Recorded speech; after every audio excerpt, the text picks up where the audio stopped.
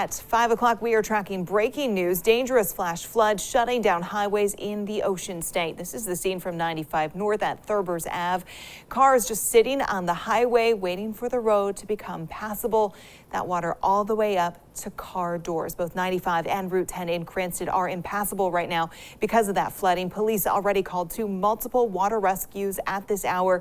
If you don't have anywhere to be, they say to stay home and stay off the roads. Let's get straight out to ABC 6 News anchor Olivia DeRocha. She joins us live in Providence. Olivia, what are you seeing where you are? Well, Tiffany, you guys just saw what is happening on the highway. I'm going to give you a look at now what's happening on this on-ramp. Again, keyword, this is the on-ramp to 95 South. It is currently being used as an off-ramp, and that is because, as we just saw, there are dozens and dozens of cars that are still stuck on the highway. Now, my photographer and I took a look on the other side. It is still about 4 feet of water just piled up on the road. Again, some people are still trying to get on this on-ramp. I'll give you a look. Again, this is on Thurbers right now. Do not do this. It is impassable. We've seen the videos. We've seen the alerts from police.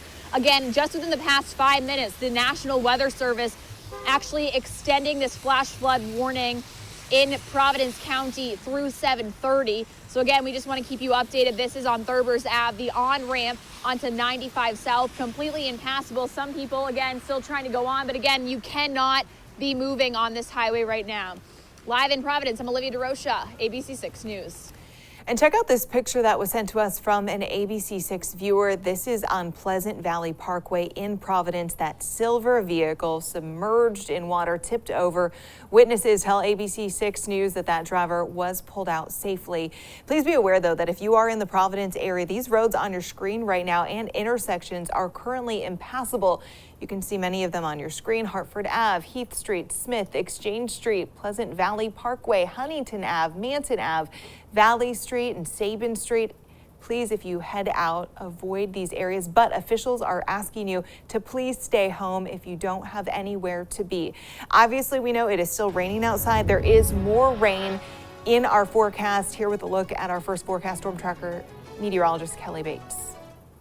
Yeah, Tiffany, this is going to be a longer duration weather event. It's not just what's happening now. This type of situation where rounds of heavy rain at times will be coming through southern New England through tonight, through the day tomorrow, and finally breaking up tomorrow, I'd say in about 26 hours from now. So we still have a lot more to go through before we can call this done across southern New England. This is part of a strong front that is essentially stalling over the region.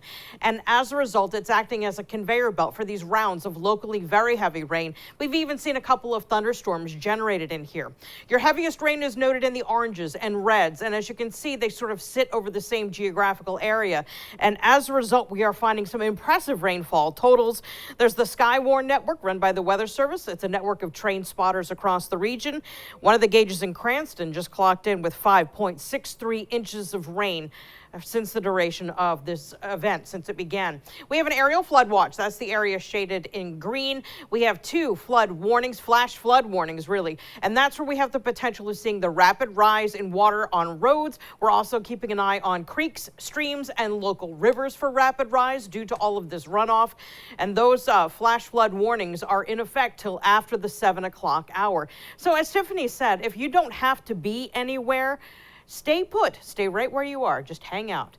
And that way you can ensure that you stay safe. Tiffany? Much safer at home. Thank you, Kelly. If you haven't done so yet, please download our ABC 6 News app. You can check the radar. You can get news and breaking weather alerts sent straight to your cell phone. Also breaking news tonight in Providence, a building collapsed. Police say this was a scene on Peace Street. We're told the building was not occupied, thankfully. Surrounding streets and intersections at this hour are still blocked off. First, we are tracking breaking news, rain causing flash flooding and a lot of road closures on this Labor Day. Welcome back to ABC 6 News at 5:30. I'm Tiffany Murphy. Right now, we know I-95 is shut down and Route 10 not passable. Let's get right out to ABC 6 News anchor Olivia DeRocha. Olivia, tell us where you are and what you're seeing at this hour. Tiffany, we are now at the corner of Eddy and Pavilion Street. I'll give you a look. You can see some, it looks like Good Samaritans here trying to clear some of these drains, because I don't know if you can see, but some of this rain here is up to people's knees. We're seeing at least 3 cars that have been stuck in this area for hours now. And again, this is just a reminder that if you do not have to go outside, do not go outside. In the past few minutes, we have gotten an alert from Governor McKee that he will be giving a press conference at 6 o'clock virtually to talk about the response to the severe flooding. Again, the National Weather Service extending the severe flood alert through 7:30. That is 2 hours later than what they expected. But we'll give you another look back out here. Just taking a look. This is in one of the parking lots. It doesn't look like a lot of flooding, but if you see, we have police blocking this off. We have tow trucks in the area. We just saw a tow truck getting pulled away, and some of this area right here is going to be up to my shins if I walk through. Again, just a reminder, if you do not have to go outside, do not go outside. This is what the National Weather Service is calling a life-threatening situation. We'll be back here with more continuing coverage throughout the next half hour. Live in Providence, I'm Olivia DeRocha, ABC 6 News. Thanks, Olivia. Here's our extended forecast. And once we get by this, there's a chance of some leftover showers early Wednesday morning. By 10 o'clock, they're gone.